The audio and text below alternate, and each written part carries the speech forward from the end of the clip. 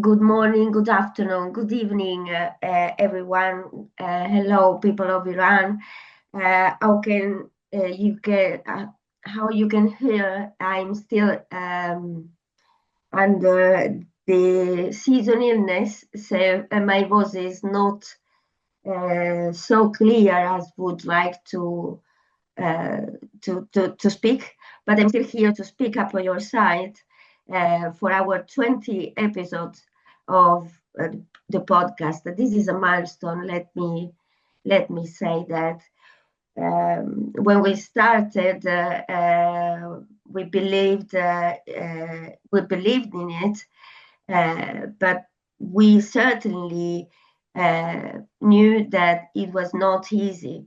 So this gives me the opportunity to extend once again our gratitude to all our past guests and of course our today guest connected from Italy, from Milan today.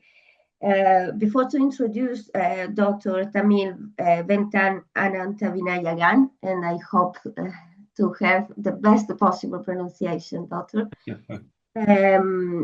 Unfortunately, you know that I must give you some update about the increasingly horrible situation of execution and human rights abuse in Iran at the moment. So, as I said last week, now the prisons supporting the movement, carry on the movement, are 55 distributed all around the country.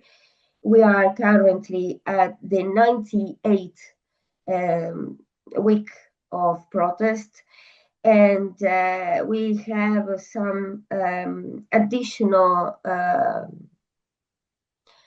bad news.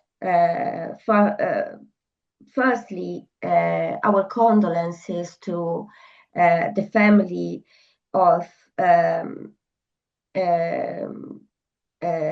Khosrow Alikordi, who was a committed justice-seeking lawyer and who passed away recently under suspicious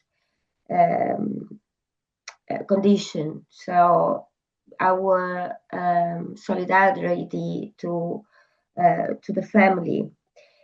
So more death sentences have been issued in the past week, and including for Karim Khojasteh.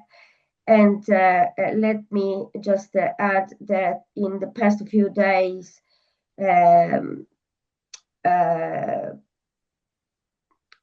approximately 95 people, including 2 women, have been executed just in 1 week. 95. It means that overall, in the period among 22nd November and 8th December, we had more than 200 executions in so short period of time. So with the only aim, of course, in addition of the arbitrary abuse of power, also to diffuse terror among population. So thank you for your support. Thank you, Dr.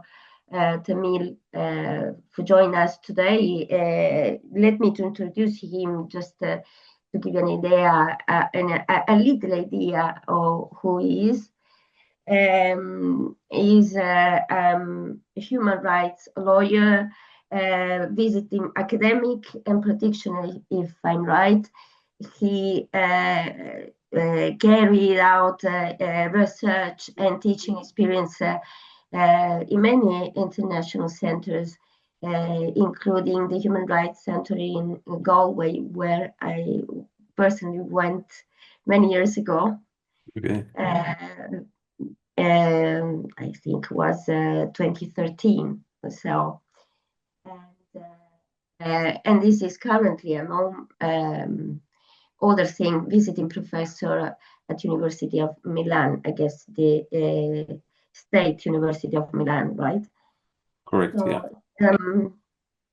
and as you can see, we have an additional guest, very unexpected, but very welcome at the same time, because it's the symbol of life. So congratulations, Doctor, for this Thank you. very beautiful creator. And maybe today, because of Niccolo, we can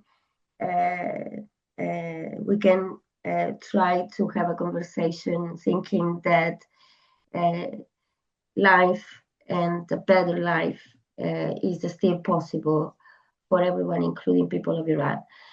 So, Doctor, the situation I already mentioned is incredibly horrible at the moment, but in the last year, in the current year, we have more than 1,500 execution, arbitrary execution and arbitrary detention with no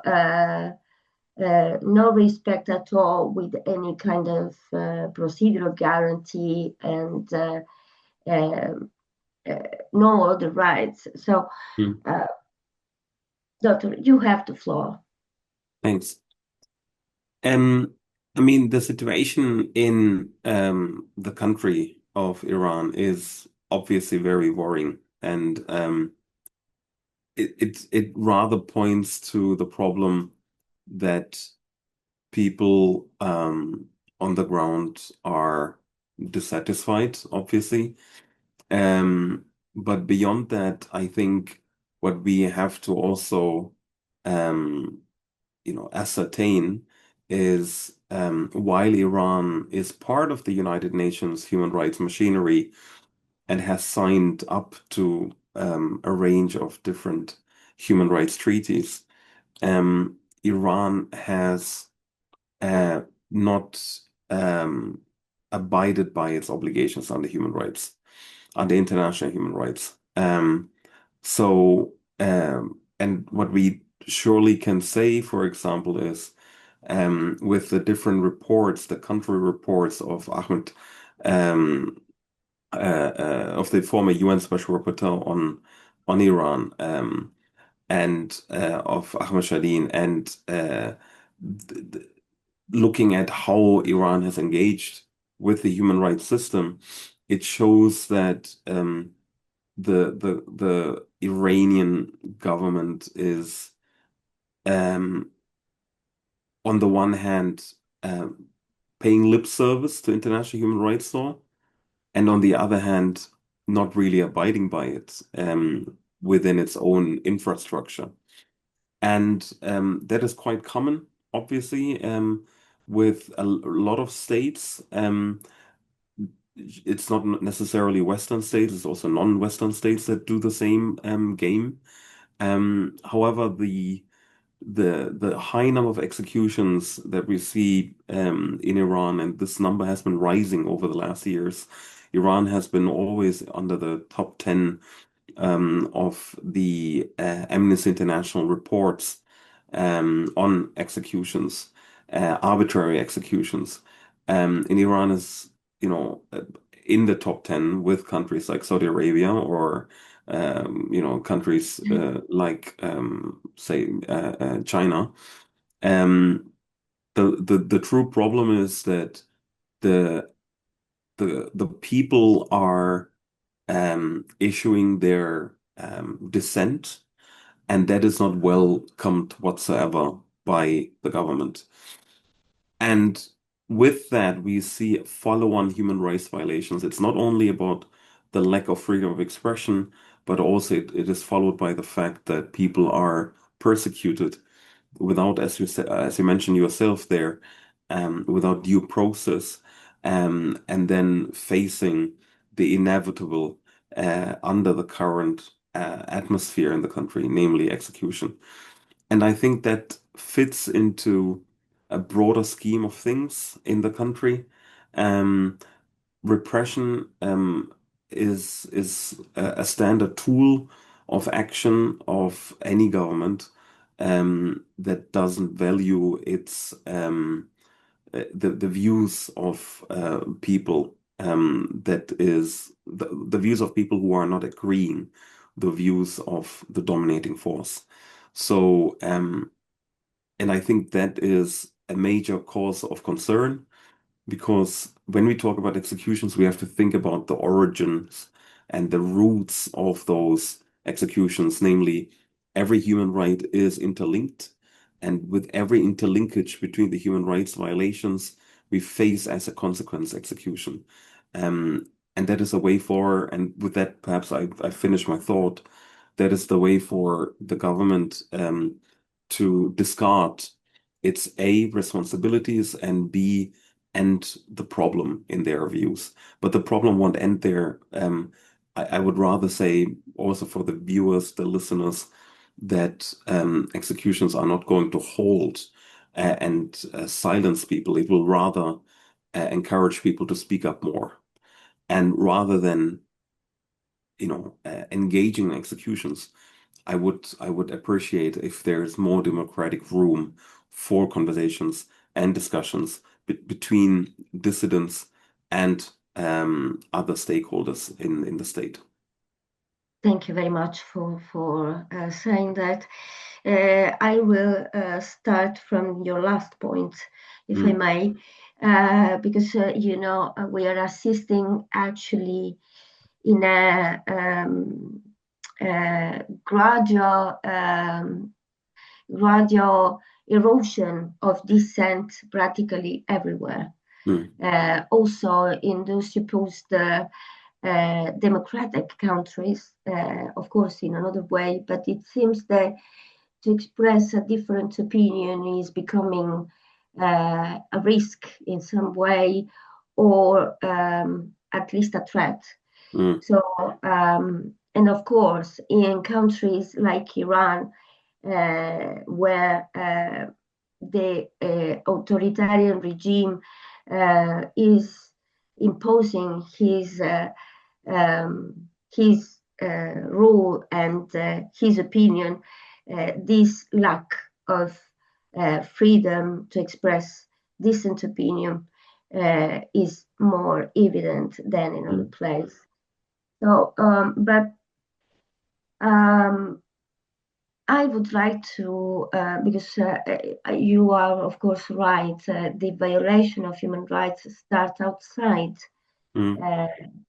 the prison, start with the deprivation of liberty because, and the reason behind. And one of those reasons I would like to underline with you is because of recent execution, and many of the women execution are related to gender-based violence and to the fact that child marriage in Iran is still a sort of pandemic, let me use that term. So in many cases, we assisted to execution of women who were not only political dissent, the political opposition member, but at least in few cases, they defended herself in a context, in a house context where they were submitted to horrible abuses and obliged to get married very young. So, what is your point about that? Yeah, like as I said, like what we see in terms of executions is the result of violations of different human rights, okay? And different human rights are interacting there. So as we say, domestic violence, uh, child marriages, etc. Those are rights violations, and the right to live a free and dignified life, um, in as much as a violation of freedom of expression goes hand in hand. I mean, that is one of the most important lessons that we have from the Vienna Declaration from 1993, that human rights are indivisible, interrelated, and interconnected. And that means that like one human rights violation at, say, the civil political level is also a violation of the socioeconomic level. And we don't make the distinctions anymore between different human rights. So what you just said are human rights violations of civil and political nature and say socioeconomic nature. When I started to mention, say, dissent, that is related to freedom of expression. And all of this is contributing to the fact that the government thinks that, or any government, as a matter of fact, thinks that silencing people is the best way, either through incarceration or through putting somebody under house arrest, or even in the worst case, like in Iran or other countries, through execution. And I think that is the worst way to rectify human rights ills that you have in one country. Um, Rather than modernizing different areas of the law, in Iran, for example, family law, um, perhaps modernizing and engaging with stakeholders in the human rights sphere, to engage with grassroots movements, um, in order to modernize the state from the below to the top.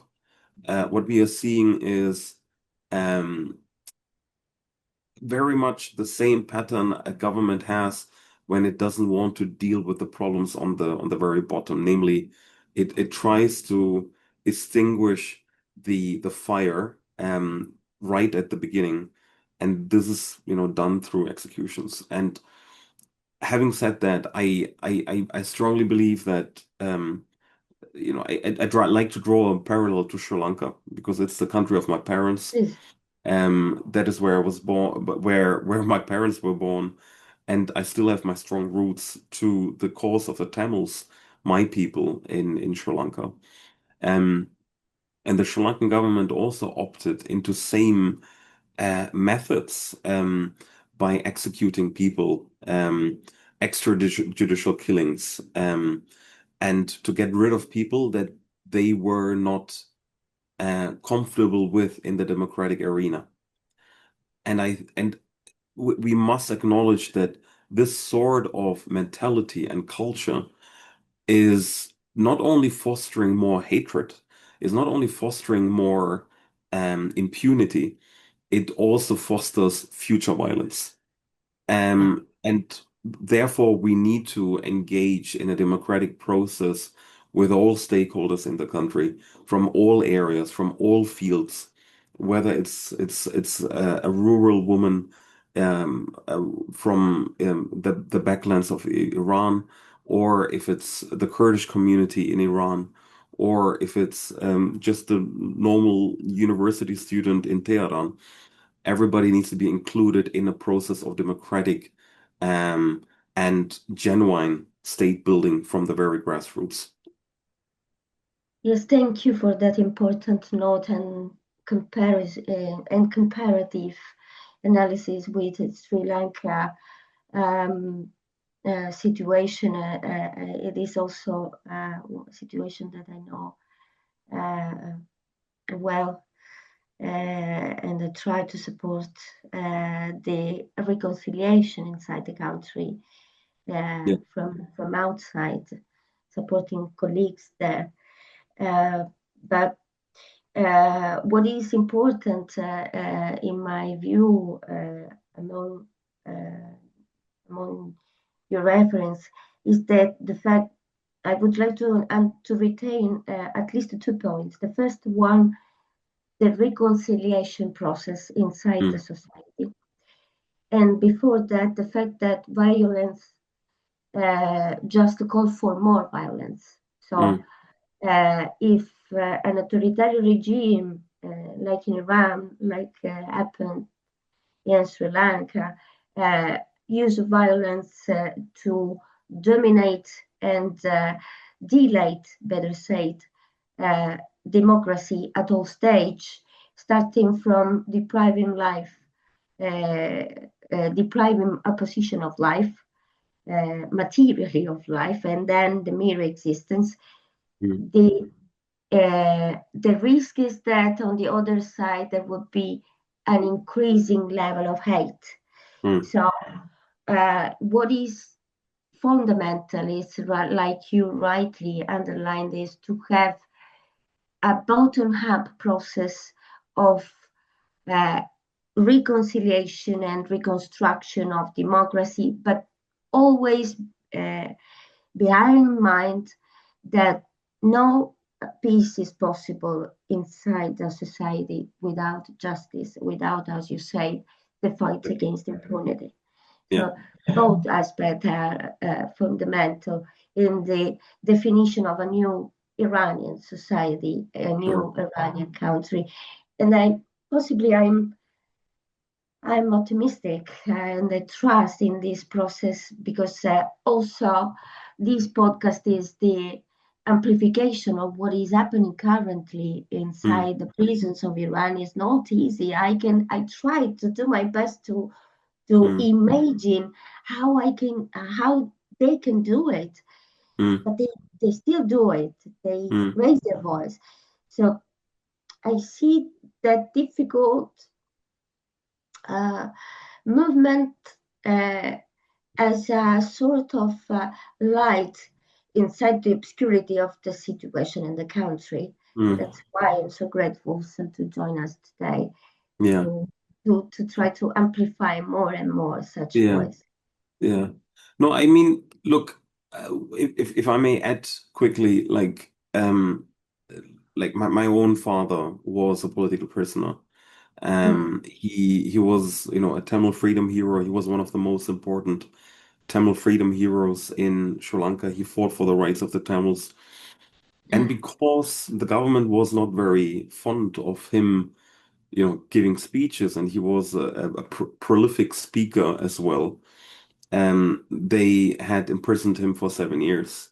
And in those 7 years, he was, badly tortured. And, I really didn't scratch the surface of the torture that he had experienced. My father passed away more than 20 years ago now. But he was able to, uh, through the lobbying of Amnesty International and the German government at the time, he was able to leave the country. Like if he had stayed without any lobbying efforts, it was due to the fact that he was prominent that he was able to be released. But there are countless political prisoners all around the world, be it in Sri Lanka or be it in Iran or anywhere else, who are not that prominent enough, say, and are facing ongoing torture, which is a strict violation of international human rights law, because the prohibition of torture and inhuman degrading treatment is Jus Cogens rule. But then even worse than that, in order to make people completely silent, are executed. And I think we are seeing, I love this one quote of Mark Twain. Mark Twain once said, "History doesn't repeat itself, it rhymes." And I think he's very right with that quote. We see executions, have seen executions in the past in different countries. They're even happening in Western states. We see it in non-Western states. And while this is happening, we are seeing that it is always repeated in different patterns. Um, and it is the root cause is that if a government is not comfortable with the views of its people, then it shouldn't resort to violence, because with that particular sort of violence that it executes against its own people, it becomes, in my view, illegitimate. And there is no legitimacy in anyone who's wielding state power, biopower. I'm just owing or borrowing from Michel Foucault to wield biopower against its own citizens because they're not worthy of living.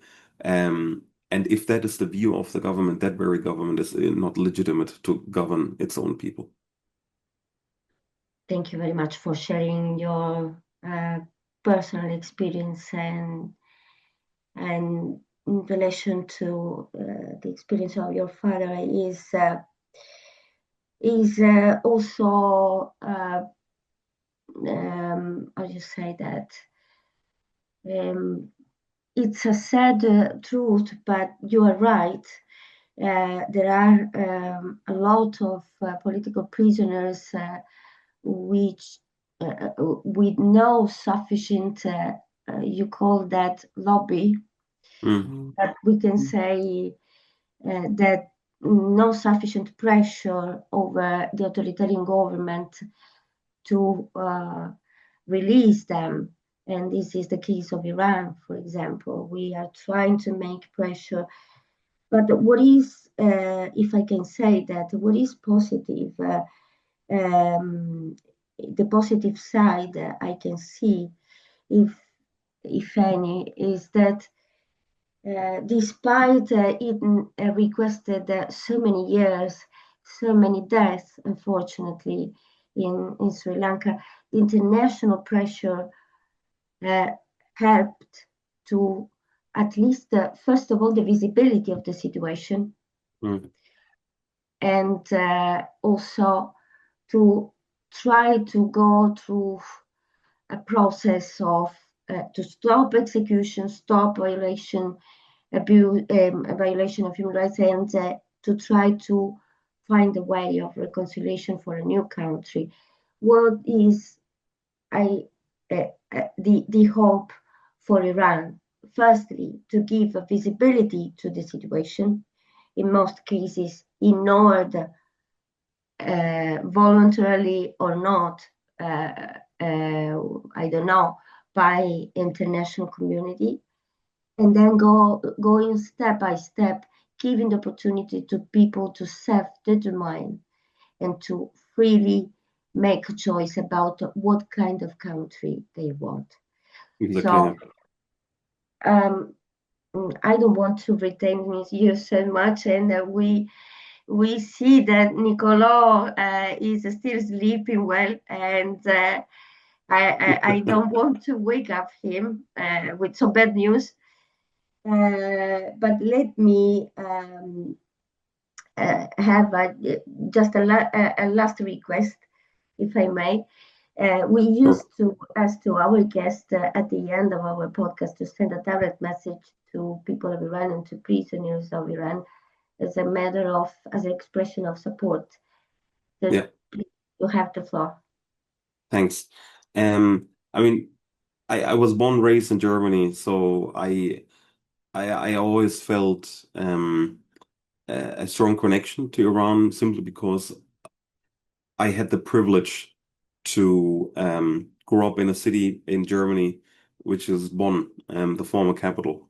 And Bonn was, for many reasons, my wife says it's a very boring city. Probably it is. Bonn is not the capital anymore, it is Berlin. But at the time when Bonn was capital, it was Little United Nations. And I had a lot of Iranian friends as well as friends from all over the world.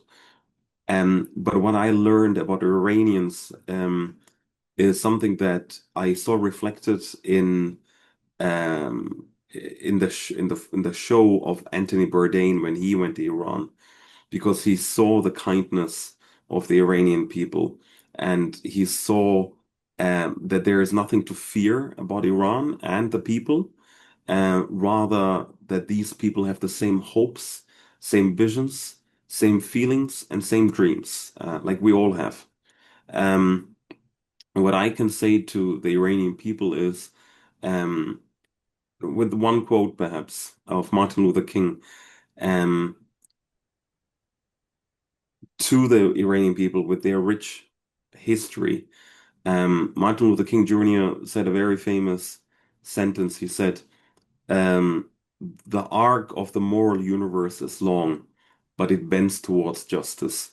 And I'm very sure that that justice will see the daylight in Iran very soon, and the people of Iran will have their own fate in their own hands. Thank you very much for your words and for your support. I'm sure that message will be certainly a reason of more hope for people of Iran. So, and before to conclude, I would like to make reference to take advantage of our little guest, sending a message of hope to all children all around the world in conflict zones, starting from Gaza, and children in Iran. The wish that they can one day sleep well and in peace, exactly like Niccolo is doing today. Yes. Thank you very much for being with us today, and see you next Tuesday. Thanks very much.